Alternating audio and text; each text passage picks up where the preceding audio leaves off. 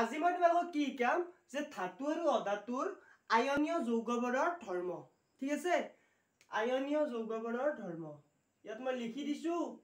আয়নীয় যৌগৰ ধৰ্ম মানে আয়নীয় যৌগবোৰ কেনে ধৰণৰ। ইয়াত চোৱা প্ৰথমতে আমি কি চাম ভৌতিক ধৰ্ম যে আয়নীয় যিবোৰ যৌগ আছে সেই যৌগবোৰ সদায় কঠিন হয়। কিয় কঠিন হয়? আয়নীয় যৌগ মানে ধৰি লোৱা সোডিয়াম ক্লোৰাইড, এই সোডিয়াম ক্লোৰাইডটোত আমি পালোৱে যে সোডিয়াম প্লাস ক্লোৰিন নিগেটিভ এনেকৈ থাকে। ঠিক আছে, ইয়াত কেটায়ন আৰু এনায়ন থাকে। এই কেটায়ন আৰু এনায়নৰ মাজত এটা বল হয়, সেইটো কি বুলি কয় আন্ত আয়ন বুলি আছে তোমালোকৰ ইয়াত যে আন্ত বিদ্যুৎ স্থিতীয় বল, আন্ত আয়নীয় বিদ্যুৎ স্থিতীয় বল, আন্ত আয়নীয় বিদ্যুৎ স্থিতীয় বল মানে কি ইয়াত কেটায়ন আৰু এনায়নৰ মাজত যিটো বল হয় তাক আমি আন্ত আয়নীয় বিদ্যুৎ স্থিতীয় বল বুলি কম। এতিয়া চোৱা এই বলটো ইয়াৰ মাজত যিটো বল আছে এই বলটো বহুত দৃঢ় হয়। সেই দৃঢ় হোৱাৰ বাবে যিবোৰ আয়নীয় যৌগ আছে সেই যৌগবোৰ কঠিন হয়। ইয়াত তোমালোকে কিতাপত চাই লোৱা 49 পেজত মই বুজাই থাকিম আৰু তোমালোকে কিতাপত চাই থাকিবা তেতিয়া সহজ হ'ব। আয়নীয় যৌগবোৰ কঠিন বা গোটা আৰু কিছু দৃঢ়। এই দৃঢ় হোৱাৰ কাৰণটোৱে হ'ল আন্ত আয়নীয় বিদ্যুৎ স্থিতীয় বলটো অতি বেছি, এইটো বল বহুত বেছি, সেইকাৰণে এইবোৰ দৃঢ় হয়। এইবোৰ ইয়াত কৈছে যে ধনাত্মক আৰু ঋণাত্মক আধানৰ মাজত যিটো বল এই ধনাত্মক আৰু ঋণাত্মক আধানৰ মাজতে এইটো বল থাকে। ঠিক আছে, আৰু কি পাম আমি নেক্সট পাম ইয়াত গলনাংক, গলনাংক আৰু উত্তলাংক। এইটো কি কঠিন হয় দৃঢ় হয় এইটোৱে কাৰণত। এতিয়া গলনাংক আৰু উত্তলাংক যেতিয়া এটা যৌগ এটা বিৰাট কঠিন হ'ব আৰু দৃঢ় হ'ব তেতিয়া আমি গম পাওঁ এটা গলনাংক উত্তলাংকও বেছি হ'ব। মানে সেই যিটো যৌগ পাম সেই যৌগটো গলিবলৈ নাইবা উতলিবলৈ মানে গোটা অৱস্থাত থাকিল তাক আমি গলাই দিব লাগিলে তাক বেছি পৰিমাণৰ তাপ দিব লাগিব, কাৰণ সেইটো বহুত দৃঢ় বলৰ দ্বাৰাই লগ লাগি থাকে। মানে তাক যদি তুমি ভাঙি দিব খোজা তাক বেছি বল লাগিব, গলিব লাগিলে তাৰ আয়নবোৰ দূৰত যাব লাগিব, তেতিয়া তাক তাপ শক্তিৰ প্ৰয়োজন হ'ব আৰু সেই যিখিনি তাপ শক্তিৰ প্ৰয়োজন হ'ব তাক গলিবলৈ সেইটো গলনাংক, আৰু সেই গলনাংকটো বহুত বেছি হ'ব। তাৰো ৰিজন যিটো কাৰণ হ'ব এইটোৱে ইয়াৰ মাজত যিটো আন্ত আয়নীয় বিদ্যুৎ স্থিতীয় বল আছে সেইটোৱে তাৰ কাৰণ হ'ব। ইয়াত চোৱা তোমালোকৰ আছে যে আয়নীয় যৌগবোৰ গলনাংক আৰু উত্তলাংক উচ্চ, ইহঁতৰ আন্ত আয়নীয় বিদ্যুৎ স্থিতীয় আকৰ্ষণ বল অতি প্ৰবল। ঠিক আছে, সেইকাৰণে ইয়াক ভালেখিনি তাপ শক্তি দৰকাৰ হ'ব ইয়াক গলনাংক গলিবলৈ নাইবা উতলিবলৈ। ঠিক আছে, গলনাংক আৰু উতলাংক বহু বেছি উচ্চ, গলনাংক উত্তলাংক উচ্চ। ভৌতিক ধৰ্মৰ ফালৰ পৰা ই কঠিন আৰু দৃঢ় হয়। ইয়াৰ কাৰণ দুটা এটাই। এতিয়া আমি কি চাম দ্ৰৱণীয়তা, দ্ৰৱণীয়তা। এতিয়া চাবা যে কিছুমান আমি পাম আয়নীয় যৌগ, সেই আয়নীয় যৌগবোৰ মানে মেক্সিমামে ধৰি লোৱা সেইবোৰ কি হ'ব আয়নীয় যৌগবোৰ সদায় পানীত দ্ৰৱণীয় হয়। ঠিক আছে, পানীত দ্ৰৱণীয় হয়, কিন্তু এইবোৰ কেৰাচিন পেট্ৰল সেইবোৰত অদ্ৰৱণীয় হয়। এইটো মনত ৰাখিবা, যিবোৰ আয়নীয় যৌগ আছে সেইবোৰ পানীত দ্ৰৱণীয়, পানীত দ্ৰৱণীয়, কিন্তু পেট্ৰল কেৰাচিন আদি অদ্ৰৱণীয়। ঠিক আছে, পানীত দ্ৰৱণীয় কিন্তু পেট্ৰল কেৰাচিন এইবোৰত অদ্ৰৱণীয় হয়। ঠিক আছে, এইটো এটা এইবোৰ ধৰ্ম, তিনিটা ধৰ্ম পালো। এতিয়া আমি এটা পাম কি বিদ্যুৎ পৰিবাহিতা। এতিয়া আমি কি পাম বিদ্যুৎ পৰিবাহিতা।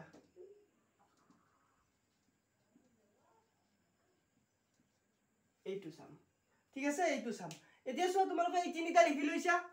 মই এইবাৰ এইখিনি ইয়াত এটা ডায়াগ্ৰাম থাকিব সেইকাৰণে মই এইখিনি মুছি দিছো। এতিয়া বিদ্যুৎ পৰিবাহিতাটো চাম এই তিনিটা তোমালোকে লিখি লোৱা যদি লিখি লোৱা এইবোৰ ভৌতিক ধৰ্ম তোমালোকে মনত ৰাখিব লাগিব এইখিনি বুজি ল'ব লাগিব বুজি লৈ মনত ৰাখিব লাগিব এতিয়া চোৱা আমি বিদ্যুৎ পৰিবাহিতা যিবোৰ আয়নীয় যৌগ আছে এই আয়নীয় যৌগৰ ধৰি লোৱা আমি এটা এইটো এটা বিকাৰ ইয়াত আমি আয়নীয় যৌগবোৰ ললো ঠিক আছে ধৰি লোৱা ইয়াত আয়নীয় যৌগ সোডিয়াম ক্লোৰাইড ললো ঠিক আছে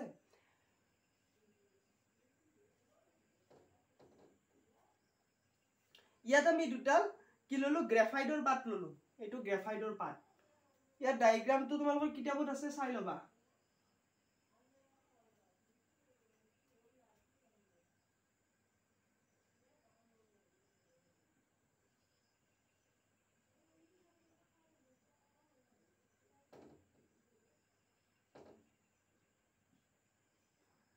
ইয়াত যদি আমি সোডিয়াম ক্লোৰাইড ইয়াত পানী আছে ইয়াত পানী থাকিলে কি হ'ব ইয়াত সোডিয়াম প্লাস আৰু ক্লোৰিন নিগেটিভ যেতিয়া আমি পানীত যৌগটো দি দিম সোডিয়াম ক্লোৰাইড এই যৌগটো আয়নত ভাঙি যাব মানে পানীত দ্ৰৱণীয় বুলি কৈছিলো যেহেতু পানীত দ্ৰৱণীয় গতিকে কি হ'ব সোডিয়াম প্লাস ক্লোৰিন নিগেটিভ ধৰি লোৱা ইয়াত কেচিয়াল দিলো কেচিয়াল দিলো তেতিয়া কি হ'ব ইয়াত কে প্লাস চিএল নিগেটিভ এনেকৈ ভাঙি যাব ইয়াত আমি সোডিয়াম ক্লোৰাইডে ধৰি লোৱা উদাহৰণত ইয়াত আমি কি চাম বিদ্যুৎ পৰিবাহিতাটো চোৱাৰ কাৰণে আমি এইটো পৰীক্ষা কৰিম ঠিক আছে এতিয়া চোৱা তোমালোকে এইটো পৰীক্ষাৰ কাৰণে ইয়াত এটা বাল্ব দি দিলা ধৰা ইয়াত এটা বাল্ব এইটো বাল্ব ইয়াত বাল্ব এটা দি দিলো ঠিক আছে এতিয়া কি হ'ব আমি ইয়াত কি কৰিম চোৱা এইটো বেটাৰী দি দিলো এই পানীখিনিত সোডিয়াম ক্লোৰাইড আছে এতিয়া ইয়াত নিগেটিভ আছে ইয়াত পজিটিভ ইয়াত এটা বেটাৰী এটা বাহিৰত এটা বেটাৰী সংযোগ কৰিছো কাৰণ এইটো এটা সাৰ্কিট হ'ব এই সাৰ্কিটটো চলিব লাগিব ইয়াত আমাৰ প্ৰথম কামটো কি হ'ব এই যেতিয়া বেটাৰীটো কানেকচন কৰি দিম তেতিয়া যদি এই এইটো সাৰ্কিটৰ মাজেৰে যদি বিদ্যুৎ চালিত হয় তেতিয়া হলে ইয়াৰ বাল্বটো জ্বলিব আৰু যদি ইয়াৰ মাজেৰে বিদ্যুৎ চালিত নহয় তেতিয়া হলে এই বাল্বটো নজ্বলে অৰ্থাৎ বিদ্যুৎ চালিত হোৱা মানে কি বুজাব ইয়াত এইডাল আমি গ্ৰাফাইডৰ পাত ললো এইডাল গ্ৰাফাইড এতিয়া কি হ'ব ঠিক আছে নে ঠিক আছে ইয়াত এডাল গ্ৰাফাইডৰ পাত ললো এতিয়া কি হ'ব ইয়াৰ মাজেৰে ইলেক্ট্ৰনটো ঠিকই আহিল বিদ্যুৎ চালিত ঠিকই হ'ল এতিয়া ইয়াৰ পৰা এইডাললৈকে যাব লাগিলে এই যিটো সোডিয়াম ক্লোৰাইডৰ যিখিনি দ্ৰৱ আছে এই দ্ৰৱটোৰ মাজেৰে সোডিয়াম ক্লোৰাইডৰ যিখিনি আমাৰ দ্ৰৱ থাকে এই দ্ৰৱটোৰ মাজেৰে বিদ্যুৎ চালিত হ'ব লাগিব তেতিয়াহে এই গোটেই সাৰ্কিটটো কমপ্লিট হ'ব আৰু এইটো সাৰ্কিটটো কমপ্লিট হলে ইয়াত বাল্বটো জ্বলিব মানে কি হ'ল যদি বাল্বটো নজ্বলে তেতিয়া হলে এইখিনিৰ পৰা ইয়ালৈকে যিখিনি আয়ন থাকিব এই আয়নখিনি অৰ্থাৎ এইখিনি আৰু এইখিনিৰ মাজত বিদ্যুৎ চালিত নহব আৰু তেতিয়া ইয়াৰ কানেকচনটো লজ হয় ইয়াত বাল্বটো নজ্বলে কিন্তু যদি বাল্বটো জ্বলিব লাগে ইয়াৰ মাজেৰে বিদ্যুৎ চালিত হ'ব লাগিব আৰু যদি বিদ্যুৎ চালিত হয় মানে কি বুজিম আমি এই দ্ৰৱটোৰ মাজেৰে বিদ্যুৎ চালিত হয় অৰ্থাৎ বিদ্যুৎৰ পৰিবাহিতা বিদ্যুৎ পৰিবহন কৰে মানে ইয়াত কি কৈছে চোৱা দ্ৰৱৰ মাজেৰে বিদ্যুৎ চালিত কৰিলে আধানযুক্ত কণিকাবোৰৰ চলন আৰম্ভ হয় এতিয়া কি হ'ল আমি যদি দ্ৰৱবোৰৰ মাজেৰে বিদ্যুৎ চালিত কৰো মানে ইয়াত যেতিয়া আমি বেটাৰীটো সংযোগ কৰিলো এইটো এটা বেটাৰী এইটো নিগেটিভ এইটো পজিটিভ ইয়াত যেতিয়া আমি বেটাৰীটো সংযোগ কৰিলো এই বেটাৰীটো সংযোগ কৰাৰ লগে লগে কি হ'ল ইয়াত ধৰি লোৱা এইটো কেথড বুলি কয় ইমান নালাগে তোমালোকক চোৱা এইটো নিগেটিভ চাৰ্জ আছে আৰু এইটো পজিটিভ মানে এইটো নিগেটিভ এইটো পজিটিভ বুলি ধৰি লোৱা এতিয়া কি হ'ব যেতিয়া আমি ইয়াৰ মাজেৰে বিদ্যুৎ চালিত কৰিম এই যিখিনি দ্ৰৱ আছে এই দ্ৰৱত পজিটিভ সোডিয়াম প্লাস আৰু ক্লোৰিন নিগেটিভ কেটায়ন আৰু এনায়ন খিনিও তাৰ বিপৰীত ইলেক্ট্ৰডডাললৈ গতি কৰিব মানে কি এইডাল নিগেটিভ মানে এইডাল নিগেটিভ ইয়াত ধৰি লোৱা সোডিয়াম ক্লোৰাইডটো আহিল আৰু এইডাল পজিটিভ মানে ইয়াত ধৰা ক্লোৰিনটোৱে গ'ল ঠিক আছে যিখিনি দ্ৰৱত সোডিয়াম আৰু ক্লোৰিন আছিল সেইখিনি স্থানান্তৰ হ'ল মানে ইয়াত সোডিয়ামটো এইডাল ইলেক্ট্ৰডত এইডালত আহিল আৰু ক্লোৰিনখিনি এইডালত গ'ল মানে কি হ'ল ইয়াৰ মাজেৰে বিদ্যুৎ চালিত হ'ল এইখিনি চলাচল কৰিলে যিখিনি আয়ন আছিল আয়নখিনি চলাচল কৰিলে গতিকে ইয়াৰ মাজেৰে বিদ্যুৎ চালিত হ'ল অৰ্থাৎ যিবোৰ তোমালোকৰ আয়নীয় যৌগ আছে সেই যৌগবোৰৰ দ্ৰৱৰ মাজেৰে বিদ্যুৎ চালিত হয় ইয়াত কি দিছে দ্ৰৱৰ মাজেৰে বিদ্যুৎ চালিত কৰিলে আধানযুক্ত কণিকাবোৰৰ চলন আৰম্ভ হয় এইবোৰ আধানযুক্ত কণিকা ইয়াৰ চলন আৰম্ভ হৈছে যেতিয়া ইয়াত বেটাৰীত সংযোগ কৰি দিছো আৰু কি দিছে আয়নীয় যৌগ পানীত দ্ৰৱীভূত কৰি পোৱা দ্ৰৱৰ আয়নবিলাক বিদ্যুৎ প্ৰবাহৰ লগে লগে বিপৰীত ইলেক্ট্ৰনলৈ গতি কৰে ইয়াত চোৱা সোডিয়াম প্লাছ এইটো কেটায়ন এইডাল কেটায়ন মানে এইডাল নিগেটিভ ইলেক্ট্ৰন ঠিক আছে এইডাল নিগেটিভ ইলেক্ট্ৰনত গতি কৰিলে মানে বিপৰীত ইলেক্ট্ৰনত গতি কৰিলে সোডিয়াম প্লাছ আছিল নিগেটিভ ডালত গতি কৰিলে সেইটোৱে বিপৰীতৰ কথা কৈছে আৰু ক্লোৰিন নিগেটিভ এনায়নটোৱে পজিটিভ ইলেক্ট্ৰন ডাললৈ গতি কৰিলে ইয়াত যে দিছে তোমালোকৰ বিপৰীত ইলেক্ট্ৰনলৈ গতি কৰে তাৰ অৰ্থ এইটোৱে আৰু কি দিছে সো যেতিয়া কঠিন অৱস্থাত এটা যৌগ থাকিব এটা আয়নীয় যৌগ ধৰি লোৱা সোডিয়াম ক্লোৰাইড ই কিয় বিদ্যুৎ পৰিবহন নকৰে এই বিদ্যুৎ পৰিবহন এই কাৰণে নকৰে যে ইয়াৰ মাজত এটা দৃঢ় আন্ত কি কৈছে তোমালোকৰ ইয়াৰ মাজত এটা আন্ত আয়নীয় বিদ্যুৎ স্থিতিয় বল থাকে সেই বলটোৰ কাৰণে আয়নবোৰ দৃঢ় একদম সলিড হৈ থাকে ই লৰচৰ কৰিব নোৱাৰে যিখিনি ইয়াৰ মাজত আয়ন থাকে আয়নখিনি এই বলটোৰ কাৰণে হি নিজৰ ঠাইতে থাকে ই লৰচৰ নকৰে সেই কাৰণে তোমাৰ গোটা অৱস্থাত বা কঠিন অৱস্থাত ই বিদ্যুৎ পৰিবহন কৰিব নোৱাৰে কিন্তু গলিত অৱস্থাত যেতিয়া এইখিনি গলিত অৱস্থাত থাকিব যেতিয়া গলনাঙ্কৰ সমান আমি তাক তাপ দিম তাপ দিয়াৰ পাছত ই গলি যাব আৰু অৰ্থাৎ গলনাঙ্কৰ ওপৰত আমি তাপ দিয়াৰ লগে লগে সেইখিনি গোটেই গলিত অৱস্থাত পাম আৰু যেতিয়া গলিত অৱস্থাত পাম তেতিয়া কি হ'ব ধৰি লোৱা এইটো Na+Cl নিগেটিভ এইখিনি গলি আছে তেতিয়া কি হ'ব ইয়াত যেতিয়া আমি তাপ দিম তাপ দিয়াৰ লগে লগে ইয়াত বহুত গৰম হৈ থাকিব এইখিনি ইয়াত তাপ শক্তিটো বহুত থাকিব কাৰণ ই গলি আছে যেতিয়া গলা বস্তু এটা যেতিয়া গোটা বস্তুৰ পৰা গলি যাব তেতিয়া তাপ শক্তি তাত নিশ্চয় থাকিব বহুত বেছি আৰু সেই তাপ শক্তিখিনিৰ কাৰণে কি হ'ব যিখিনি তাৰ তাপ শক্তি থাকিব সেইখিনি আন্ত আয়নীয় বিদ্যুৎ স্থিতিয় বলতকৈ বহু বেছি হ'ব ইয়াত জড়িত হৈ থকা তাপ শক্তিখিনি আন্ত আয়নীয় বিদ্যুৎ স্থিতিয় বলতকৈ বেছি হ'ব আৰু তেতিয়া তাৰ আয়নবোৰ দূৰে দূৰে থাকিব বলটোতো কম যেতিয়া ইয়াৰ মাজত পজিটিভ আৰু নিগেটিভ চাৰ্জৰ মাজত যেতিয়া বলটো কম হ'ব হি অলপ দূৰে দূৰে থাকিব আৰু সেই কাৰণে গলিত অৱস্থাত এইবোৰ যেতিয়া দূৰে দূৰে থাকিব Na+Cl নিগেটিভ যেতিয়া দূৰে দূৰে থাকিব এইবোৰ চালিত হ'ব আৰু চালিত হ'লে বিদ্যুৎ চালন হ'ব মুঠতে গম পাবা যেতিয়া আয়নবোৰৰ তাত থকা আয়নবোৰৰ গতি আৰম্ভ হয় তেতিয়া তাৰ মাজেৰে বিদ্যুৎ চালিত হয় সেই কাৰণে গোটা অৱস্থাত চালিত হ'ব নোৱাৰে বিদ্যুৎ ইয়াৰ মাজেৰে এইবোৰ দ্ৰৱৰ মাজেৰে কিন্তু গলিতন আৰু ইয়াৰ যেতিয়া পানীত মিহলি কৰি দিম তেতিয়া তাৰ মাজেৰে বিদ্যুৎ চালিত হয় ঠিক আছে ইয়াত দিছে তাপ শক্তিৰ মান অধিক হয় ফলত আয়নবোৰ লৰচৰ কৰিবলৈ মুক্ত নহয় মানে মুক্ত কিয় নহয় তাত এটা আন্তঃআয়নীয় বিদ্যুৎ স্থিতিয় বল আছে সেই কাৰণে মুক্ত নহয় আৰু এই আয়নবোৰে বিদ্যুৎ পৰিবহন কৰে মুক্ত হয় মানে গোটা অৱস্থাৰ কথাটো কৈছো মই ইয়াত গলিত অৱস্থাৰ কথা কৈছে যে এইটোৱে মনত ৰাখিবা গলিত অৱস্থাত তাপ শক্তি বেছি কাৰণে তাৰ যিটো বল আছে মাজত সেই বলটো কমি যায় আৰু সেই কাৰণে বিদ্যুৎ চালন কৰিব পাৰে এইটো আহিব পাৰে কোৱেশ্চন তোমালোকক তেতিয়া এনেকৈ লিখিব লাগিব আৰু এইটোতো বুজিয়ে পালা কিয় বিদ্যুৎ চালন কৰে ইয়াত যেতিয়া বাল্বটো জ্বলিব মানে গম পালা ইয়াৰ মাজেৰে বিদ্যুৎ চালিত হৈছে তেতিয়া এইটো সাৰ্কিটটো কমপ্লিট কৰিব লাগিব বাল্বটো জ্বলিবলৈ আৰু যদি বাল্বটো নজ্বলে তেতিয়া হলে তোমালোকে গম পাবা ইয়াৰ মাজেৰে বিদ্যুৎ চালিত নহয় ইয়াত বিদ্যুৎ চালিত হয়ে কাৰণ ইয়াত আয়নীয় যৌগ লৈছো ঠিক আছে ইয়াত তোমালোকে আয়নীয় যৌগৰ ধৰ্ম পালা তোমালোকে কিতাপত ইয়াত নোটৰ একো কথা নাই কিতাপত 49 পেজত তোমালোকৰ ওপৰত আছে একদম বেলেগ পেৰাগ্ৰাফ কৰি দিয়া আছে এইখিনিয়ে নোট খালি বুজি ল'ব লাগিব এইখিনি মুখস্থ নহয় একদম সহজ বুজি ল'বা লিখিব পাৰিবা নিজে এতিয়া চোৱা তোমালোকৰ এটা নতুন টপিক ধাতুৰ উৎস এতিয়া চোৱা তোমালোকে ঘৰত দেখিছা দা কটাৰী এইবোৰ লো নাইবা বেলেগ ধাতু তোমালোকে বাৰু এইবোৰ লেবত দেখা নাই এতিয়ালৈকে পিছত দেখিবা হয়তো যে ধৰি লোৱা মই লোটোৱে ক'লো ইয়াত কৈছে কি ধাতুৰ উৎস এই লোটো আমি ক'ৰ পৰা পাওঁ প্ৰথমে ক'বাৰ পৰাতো পাব লাগিব আমি ক'বাত যদি মাটিত অলপ খান্দি দিও দকৈ গাত লো পাওঁ নেকি পাওঁ কিন্তু আমি ইয়াত কৰবাত আমাৰ নিজৰ ঘৰৰ কাষতে ধৰা আমি গাত খান্দিলো তাত আমি লো পাম নেকি আমি নিশ্চয় পোৱা নাই হয়নে কিন্তু আমি লোবোৰ তেনেকৈ পাওঁ কিন্তু সেইবোৰ কিছুমান বেলেগ স্পেচিয়েল জাগা আছে ঠাই আছে সেই ঠাইবোৰত আমি পাওঁ ঠিক আছে পাহাৰীয়া এলেকা কিছুমানত পায় ঠিক আছে সেইবোৰ আমি কি বুলি কম চাবা ইয়াত তোমালোকক দিছে কিতাপত চোৱা 49 পেজত চোৱা যে ধাতুবিলাকৰ উৎস পৃথিৱীৰ খোলাটো ধাতুৰ প্ৰধান উৎস যে আমি আমাৰ ঘৰৰ ওচৰে পাজৰে নাপাব পাৰো কিন্তু সেইবোৰ তেনেকৈ পায় সি মাটিৰ তলত থাকে বহুত তলতো নাথাকে কিছুমান তৰপ হৈ থাকে কিছুমান কম খান্দিলে পাও কিছুমান বেছি দকৈ খান্দিব লাগে ঠিক আছে কিন্তু সেইবোৰ আমি যেনেকৈ ভাবিছো তেনেকৈ পাও কিন্তু আমাৰ হয়তো ওচৰে পাজৰে নাই তোমালোকৰ কাৰোবাৰ থাকিবও পাৰে সেইটো বেলেগ কথা তে চোৱা পৃথিৱীৰ খোলাটো ধাতুৰ প্ৰধান উৎস সাগৰৰ পানীত দ্ৰৱণীয় অৱস্থাত কিছুমান ধাতু থাকে যেনে সাগৰৰ পানীত সোডিয়াম ক্লোৰাইড আৰু ইয়াত কি দিছে sodium chloride magnesium chloride MgCl2 এইবোৰ ধাতু এইবোৰ আয়নীয় যৌগ এইবোৰ ধাতু আমি ক'ত পাও জানানে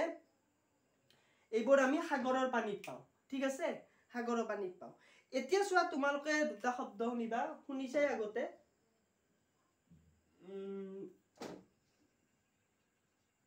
খনিজ পদাৰ্থ নাইবা মণিক এই দুটা শব্দ তোমালোকে শুনিছা এই দুটা শব্দ কি জানানে পৃথিৱীত যৌগ বা মৌল অৱস্থাত ভূত্বকত পোৱা ঠিক আছে ভূত্বকত পোৱা পদাৰ্থ পৃথিৱীত মৌল বা যৌগ অৱস্থাত আমি যিবোৰ ধাতু পাম সেইবোৰ মৌল বা যৌগ অৱস্থাতে হওক সেইবোৰ আমি পৃথিৱীৰ ভূত্বকত পাও ঠিক আছে ভূত্বকত পাও সেই ভূত্বকত আমি যি ধৰণে পাও তাক আমি খনিজ পদাৰ্থ নাইবা মণিক বুলি কওঁ মণিক বুলি কাক কওঁ যে আমি ধাতুবোৰ যি ভূত্বকত যিটো অৱস্থাত পাম মৌল বা যৌগ অৱস্থাত সেইবোৰক আমি খনিজ পদাৰ্থ বা মণিক বুলি কওঁ প্ৰথমতে আমাৰ কি ধাতুটো আমি ডাইৰেক্ট ধাতুটো নাপাও তাত কিছুমান ধৰিলা বালি মাটি এইবোৰ মিহলি হৈ থাকে তাৰ পৰা আমি ধাতুটো উলিয়াই ল'ব লাগে প্ৰথমতে নাইবা ধাতুবোৰ বেলেগ বেলেগ ৰূপত থাকিব লাগে তাৰ পৰা আমি ধাতুটো আহৰণ কৰি ল'ব লাগিব সেই আহৰণ কৰি লোৱাৰ আগত আমি প্ৰথমতে মাটিত ভূত্বকত ধাতুটো কি ধৰণে পাম খনিজ পদাৰ্থ হিচাপে পাম নাইবা মণিক হিচাপে পাম এতিয়া চোৱা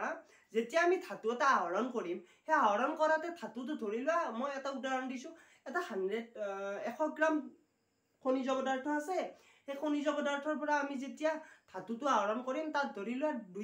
2 গ্ৰাম ধাতু পাম মাত্ৰ কিন্তু আমাৰ তাত খৰচ বহুত হ'ব তেতিয়া আমি সেই ধাতুটো তাৰ পৰা আহৰণ কৰি কিবা লাভ হ'ব নেকি নিশ্চয় নহয় কাৰণ যদি খৰচে বেছি হয় আমি যিখিনি ধাতু পাও সেইখিনি ধাতুত আমি খৰচৰ মূল্যতকৈ অলপ হলেও বেছি পাব লাগিব তেতিয়া আমাৰ লাভ হ'ব গতিকে যদি আমি কিছুমান খনিজ পদাৰ্থৰ পৰা 100 গ্ৰাম ধৰি লোৱা খনিজ পদাৰ্থৰ ভিতৰত আমি 60-70 গ্ৰামে ধাতু পাই গলো আৰু তেতিয়া আমাৰ লাভ হ'ব গতিকে ইয়াত কি দিছে যে কিছুমান খনিজ পদাৰ্থত কোনো এবিধ ধাতুৰ পৰিমাণ অধিক থাকে আৰু তাৰ পৰা ধাতুবিধ লাভজনকভাৱে আহৰণ কৰিব পাৰি ঠিক আছে ধৰিলে এবিধ খনিজ পদাৰ্থ আছে এই খনিজ পদাৰ্থৰ পৰা অধিক পৰিমাণৰ ধাতু পোৱাকৈ খনিজ পদাৰ্থ আছে আৰু সেই অধিক পৰিমাণৰ ধাতু পোৱা যিটো খনিজ পদাৰ্থ পাম সেই খনিজ পদাৰ্থটোক আমি ধাতুৰ কি বুলি কম ধাতুৰ আকৰ ঠিক আছে ধাতুৰ আকৰ বা আকৰিক ইয়াক কি বুলি কয় ইংলিছত ওৰ বুলি কয় ঠিক আছে মানে কি আমি খনিজ পদাৰ্থ হিচাপে যৌগ বা মৌল হিচাপে ভূত্বকত যিখিনি পদাৰ্থ পাও সেইখিনি খনিজ পদাৰ্থ বা মণিক বুলি কয় এতিয়া খনিজ পদাৰ্থৰ যিবোৰ খনিজ পদাৰ্থত আমি অধিক পৰিমাণৰ ধাতু পাম ঠিক আছে লাভজনকভাৱে আমি তাৰ পৰা ধাতুটো আহৰণ কৰিব পাৰিম মানে ধৰি লোৱা বহুখিনি খনিজ পদাৰ্থ পালো তাৰ এইখিনি খনিজ পদাৰ্থত ধাতুটো বেছি পাম গতিকে সেইখিনিৰ পৰা আমি লাভজনকভাৱে ধাতুটো আহৰণ কৰিব পাৰিম গতিকে সেইখিনিক কি বুলি কম আমি ধাতুটোৰ আকৰিক নাইবা ওৰ ঠিক আছে এতিয়া চোৱা আমি এই ধাতুবোৰ যেতিয়া আহৰণ কৰিম তাত আমি বেলেগ ধৰণে কি যে আমি সক্ৰিয়তাৰ ৰূপত কি পাইছিলো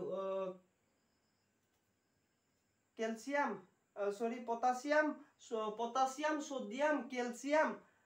মেগনেছিয়াম এলুমিনিয়াম তাৰ পাছত আছিল zinc iron PB lead copper AgAu এইবোৰ সক্ৰিয়তা মানে ওপৰলৈ গলে এইবোৰ সক্ৰিয়তা এইফালে কমি আহিছে এইখিনি কি আটাইতকৈ কম সক্ৰিয় মানে চোৱা এইখিনি এতিয়া ইয়াত কিয় লাগে ধাতু আহৰণ কৰাত আমাক এইখিনি কিয় লাগে চোৱা যে এইখিনি কম সক্ৰিয়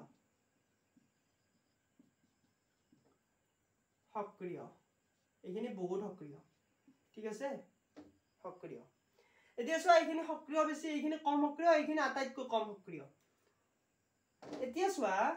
আমাৰ কি কৰিম এই যিবোৰ সক্ৰিয় ধাতু আছে এই ধাতুবোৰ আমি মুক্ত অৱস্থাত নাপাও কোনোদিনে নাপাও যে ইয়াত তোমালোকক আছে যে সক্ৰিয় ধাতু যে sodium calcium magnesium aluminium potassium সেইবোৰ ধাতু ইমানে বেছি সক্ৰিয় যে ইয়াক মুক্ত মৌল হিচাপে কোনোদিন পোৱা নাযায় গতিকে এইবোৰ বিদ্যুৎ বিশ্লেষণ এটা পদ্ধতি আছে তোমালোকে শিকিবলৈ পাবা পিছত আজি এই ভিডিওটো নিকা বাৰু ইয়াৰ পাছত শিকিবলৈ পাবা বিদ্যুৎ বিশ্লেষণ এই পদ্ধতিৰ সহায়ত যিবোৰ সক্ৰিয় ধাতু আছে এইবোৰ ধাতু আমি আহৰণ কৰিম এইটো এটা পদ্ধতি ঠিক আছে এইটো এটা পদ্ধতিটোৰ নাম বিদ্যুৎ বিশ্লেষণ ইয়াত বিদ্যুৎ ব্যৱহাৰ কৰে আৰু যিবোৰ কম সক্ৰিয় ধাতু আছে সেইবোৰ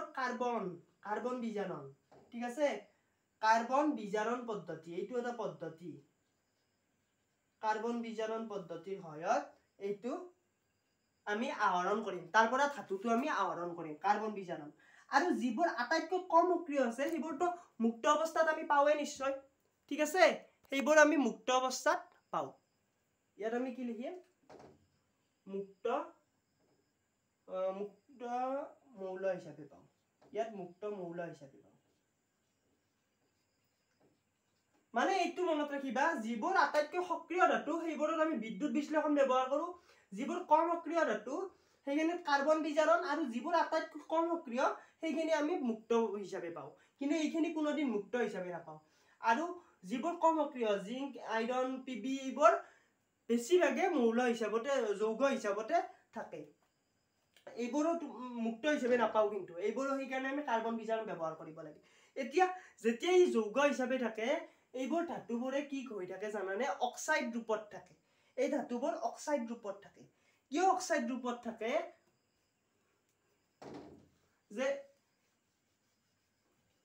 এইবোৰ যেতিয়া ওৰত থাকিব এইবোৰ অক্সাইড ৰূপত থাকে কিয় অক্সাইড ৰূপত থাকে জানানে এই ধাতুবোৰে আমাৰ বায়ুমণ্ডলত অক্সিজেনৰ পৰিমাণ বেছি বায়ুমণ্ডলত অক্সিজেন মুক্তভাৱে বহুখিনি পোৱা যায় আৰু এই অক্সিজেনখিনি কি এই অক্সিজেনখিনি অধিক সক্ৰিয় ঠিক আছে অক্সিজেন এটা অধিক সক্ৰিয় মৌল অক্সিজেন অধিক সক্ৰিয় হোৱাৰ কাৰণে এইখিনিও সক্ৰিয়